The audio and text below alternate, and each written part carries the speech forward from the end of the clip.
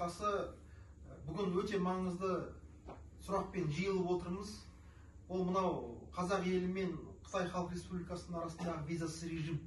Бұл визасыз режим қазіргі халықтың алаңдаушылығын туғызуда.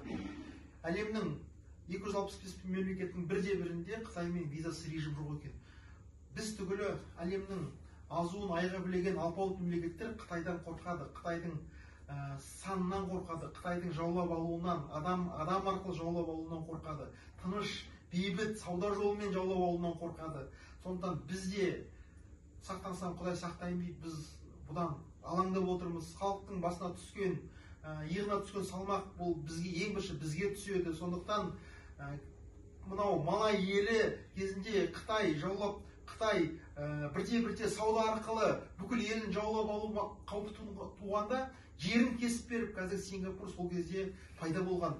Біз тарихтан сабақ алуымыз керек.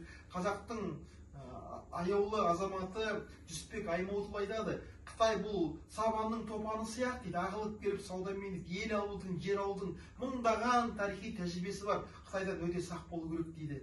Сондықтан біз қазіргі кездегі тәуелсіздігімізді әлі нығайтпай тұрып, мынау ұланғайыр жерді адам санымен толтыра алмай отырып, біз Қытаймен визасыз режимге бір ауыздан қарсымыз.